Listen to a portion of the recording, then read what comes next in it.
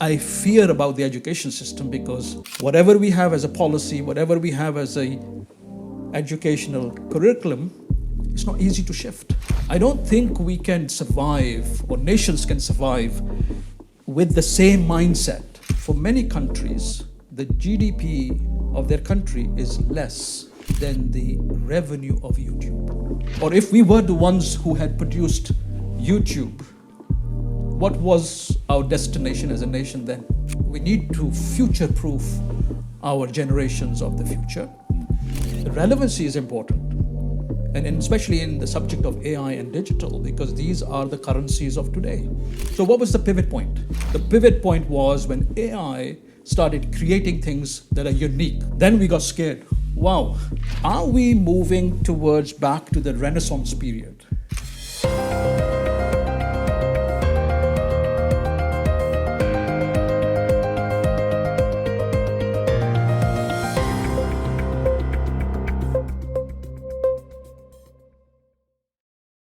Let me give you an example and then ask you the question. Yeah.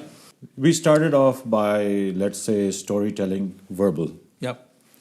Then writing, before symbols and writing came. Then the art of storytelling verbally disappeared.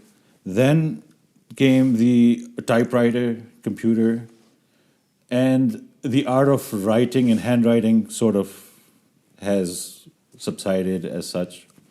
Then came the audiovisual, and the whole, even typing or whatever, is slowly disappearing.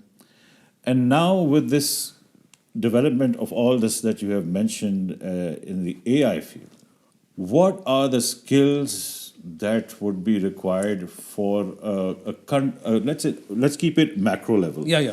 For a country to invest in, for the masses or the youngsters to work on, which skills should they be acquiring? Look, what everyone is talking about in terms of how this will evolve, definitely one aspect which we call or is called prompt engineering is evolving as a new job and a new, you can say, competency. How to get the value out of these platforms itself is an art. Yeah. You and I, we use the same platform, may get different answers. So getting skilled at how to use them is going to be quite important. So that's one element of it. But the second is, how do we get our youth to be capable of producing such products? Because we're not going to see producing the AI. These products, basically these platforms, these startups, and these are game changing, right? So if we took the conventional approach, which we obviously is going to be a successful one as well, to look at increasing our exports, there is also risk associated with that. What if we are looking at increasing our exports of the low coding jobs or the basic jobs, which are going to be disrupted by these platforms? Right? So we are then going on a path that potentially, maybe 1 year, 2 years, 3 years will be successful, but at some point it will be threatened. But if we were to focus on producing digital unicorns, at least have a mission of doing that, and it's these kind of disruptive technology-based unicorns or businesses, we could be in a very different game. What's our GDP at the moment in Pakistan? Around 370 billion? Yeah. Okay. Just to wake up nations, sometimes I do disruptive thinking, and this is one of the other reasons why I picked that title. I normally put on a slide the GDP of the country, and then I put on a next slide one company, or sometimes more. Yeah.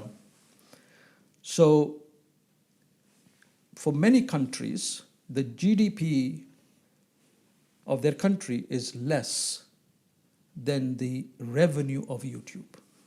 YouTube is $50 billion-ish revenue per year.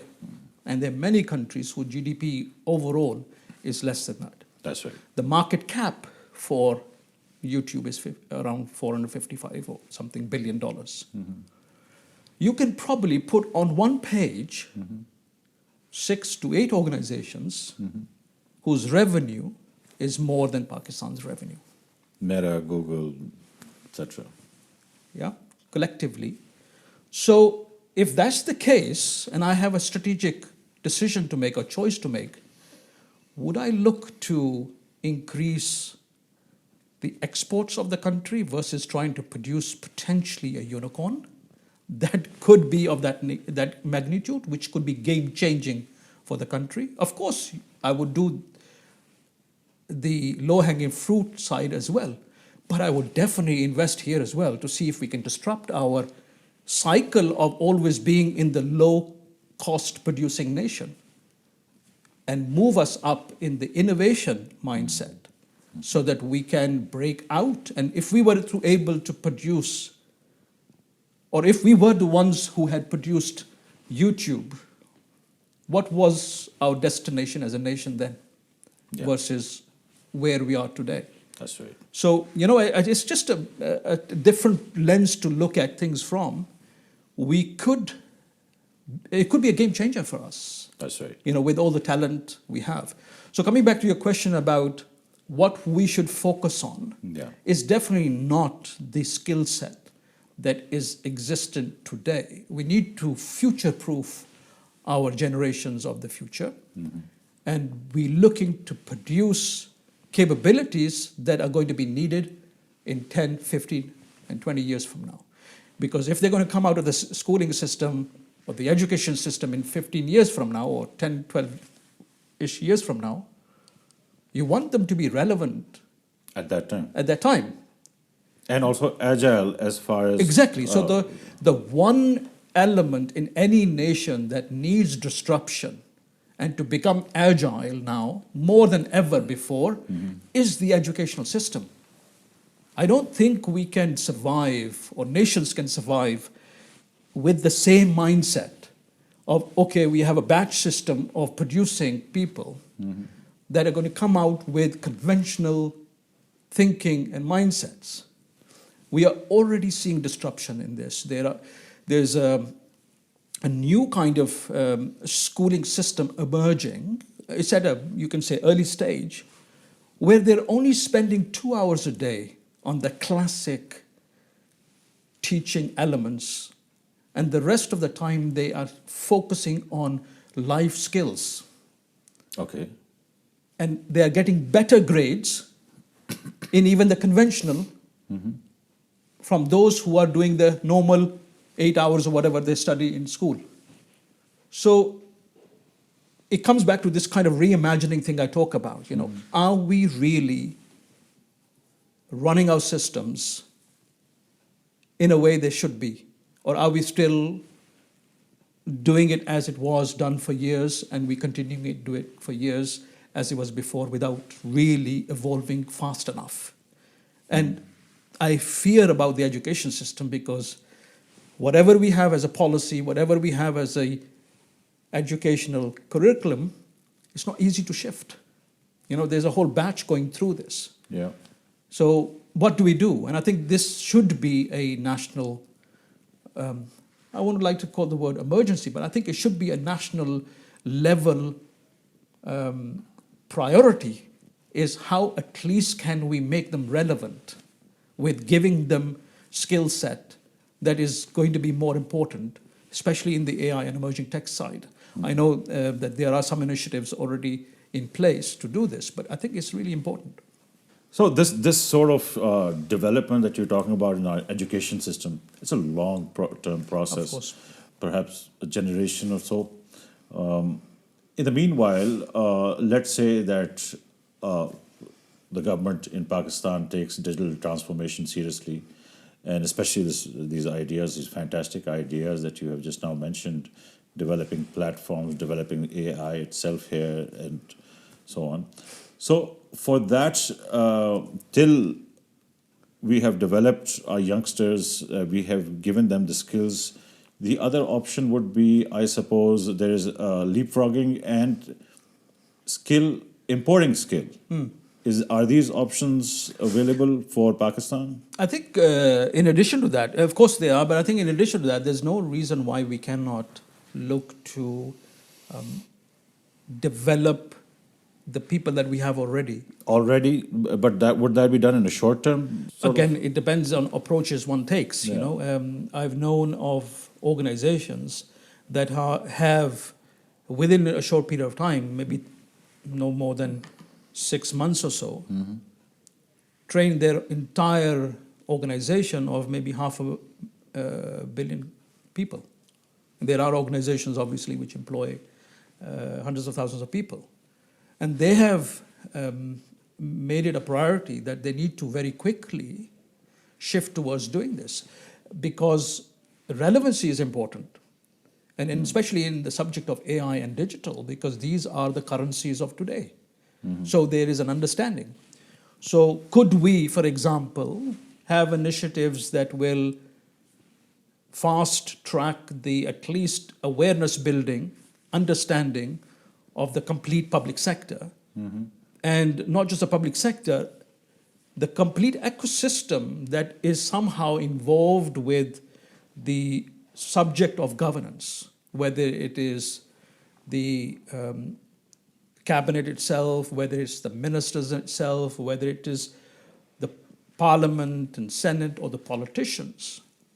For me, it's very important for the parliamentarians and the general population of our politicians to understand the phenomena of what is happening in the world, because they're the policymakers, right? Yeah.